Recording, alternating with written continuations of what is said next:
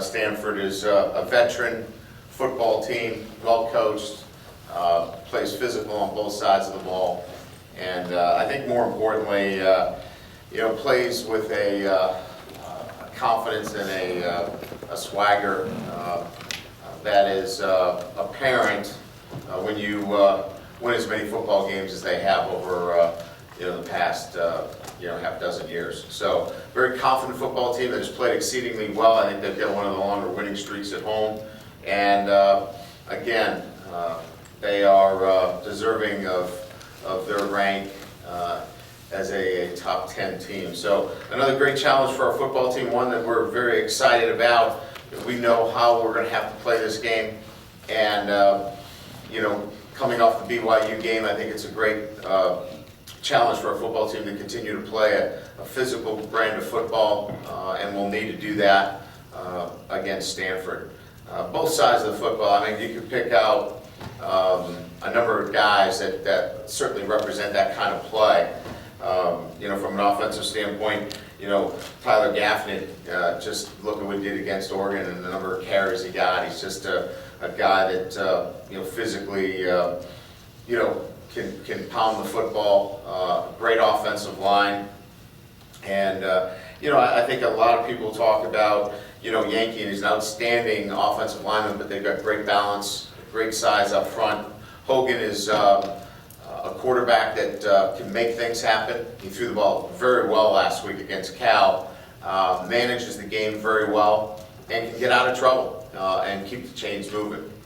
Montgomery has been an outstanding playmaker for him this weekend.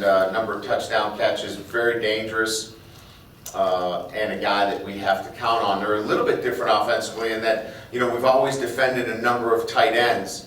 They still have the tight end game, but certainly not to the level that they had over the past couple of years, but certainly an important part of their offense as well. Defensively, pick whoever you want there. With Gardner out, who was an outstanding player, Trent Murphy is, leads a very aggressive front. I don't know where he is in the country, but his career, he's sacking the quarterback. They put a lot of pressure on the quarterback to get the quarterback down on the ground. Shane Scove is a leader on defense, and plays with a passion and a demeanor that you want your inside backers to play with. Jordan Richards is one of my favorite players in college football. I think he's probably one of the most underrated players in the country at his position, at the safety position. He does so many things well. It's just a really good football team. I think it's the whole package. If he's somebody that is sloppy in his overall approach to how he plays the game and how he handles himself, then there's sometimes a correlation there. And then we always love guys who will go in the wrong way of the running back jammer. Remember that in the preseason camp? That's why we haven't fumbled, and nobody's even written a story on that.